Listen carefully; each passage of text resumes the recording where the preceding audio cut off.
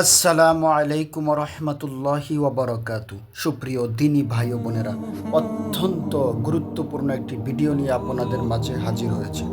আজকের এই ভিডিও থেকে আমরা জানতে পারব আমাদের প্রিয় নবী মুহাম্মদ সাল্লাল্লাহু আলাইহি ওয়াসাল্লাম যে দোয়া করেছিলেন।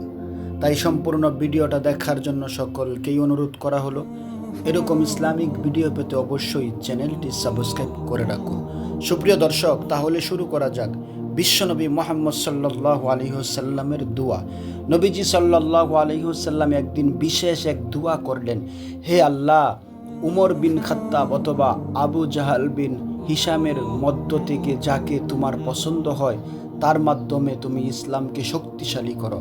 দোয়াটা নবীজি সাল্লাল্লাহু আলাইহি ওয়াসাল্লাম করেছিলেন নবুয়তের ৬ষ্ঠ বছরে।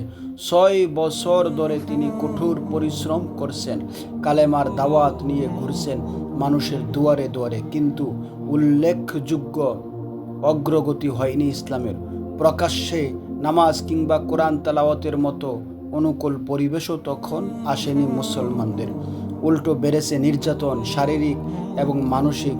বেলাল রাদিয়াল্লাহু তাআলা আনহু এর গলায় রশি বেঁধে দুষ্ট ছেলেদের হাতে ছেড়ে দেয় তার মনিব উমাইয়া বিন খলফ, যেন ইসলাম গ্রহণের কারণে তিনি মানুষের কাতার থেকে পশুর কাতারে নেমে গেছেন।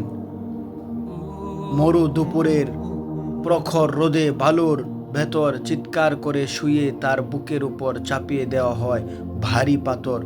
মক্কার প্রভাবশালী ধনী ব্যবসায়ী উসমান রাদিয়াল্লাহু তাআলা আনহু ইসলাম গ্রহণের অপরাধে তাকেও সইতে হচ্ছে চাচার অত্যাচার। ইতিমধ্যে ঘটে গেছে ইসলামের ইতিহাসের প্রথম রক্তপাতের ঘটনা।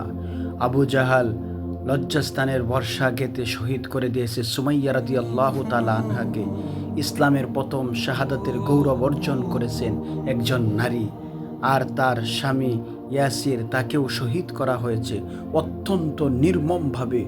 সেই বিবরণ দিতে গিয়ে থমকে যায় ইতিহাসের কলম, জল আসে ভাসানের চোখেও।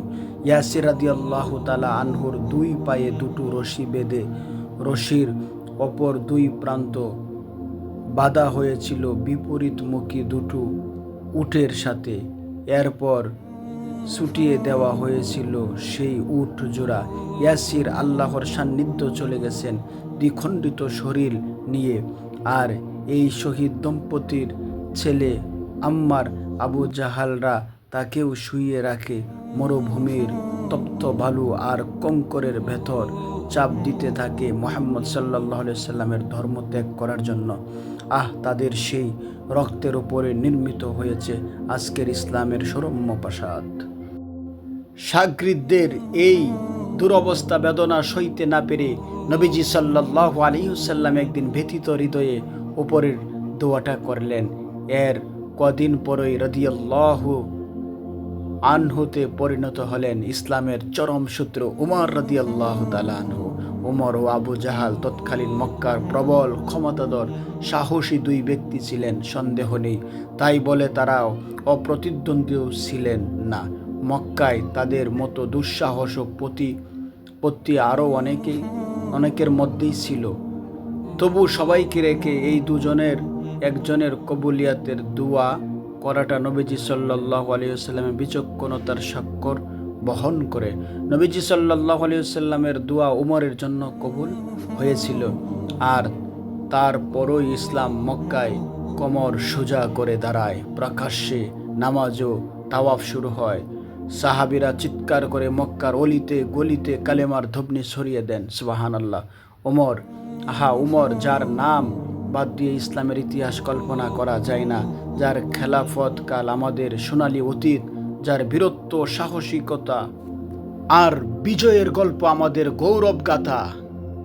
সুপ্রিয় দর্শক, খেজুর পাতার প্রাসাদে বসে অর্ধজাহান শাসন করার কৃতিত্ব একমাত্র তারই। এখনও সাম্যের পৃথিবী গড়ার স্বপ্ন দেখা একজন তরুণের সামনে সবচেয়ে উজ্জ্বল উদাহরণ উমরের শাসনকাল। উমর রাদিয়াল্লাহু তাআলা আনহু না থাকলে হয়তো ইসলামের ইতিহাস অন্যভাবে লেখা হতো। তার আকাঙ্ক্ষার দাম দিতে গিয়ে প্রবর্তিত হয়েছে শরীয়তের অনেক বিধান, ইসলামের অনেক সিদ্ধান্তে তার আর আল্লাহর মতামত মিলে গেছে। সুবহানাল্লাহ। এক মোহনায় তার ব্যাপারে নবীজি সাল্লাল্লাহু সাল্লাম বলেছেন, যদি আমার পরে কেউ নবী হতো সে হতো উমর।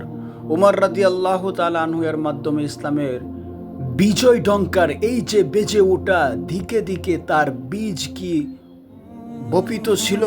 নবীজি সাল্লাল্লাহু আলাইহি সাল্লাম এর ওই দুয়ার ভেতরে ইসলামের শৈশবকালে আর সবাইকে রেখে নবীজি সাল্লাল্লাহু আলাইহি সাল্লাম ঠিক কেন উমর রাদিয়াল্লাহু তাআলা আনহু এর জন্যই বেকুল হয়েছিলেন সেদিন। তার দূরদর্শী চোখ কি তবে উমরের কাফেরের চোখে জ্বলতে দেখেছিল ইসলামের প্রতুজ্জ্বল দীপশিখা। বিশ্বনবী মুহাম্মদুর রাসূলুল্লাহ সাল্লাল্লাহু আলাইহি ওয়াসাল্লামের দোয়া আল্লাহ রব্বুল আলামিন কবুল করে নেন এবং হযরতে ওমর রাদিয়াল্লাহু তাআলা আনহু ইসলামের ছায়াতলে চলে আসেন। সুবহানাল্লাহ।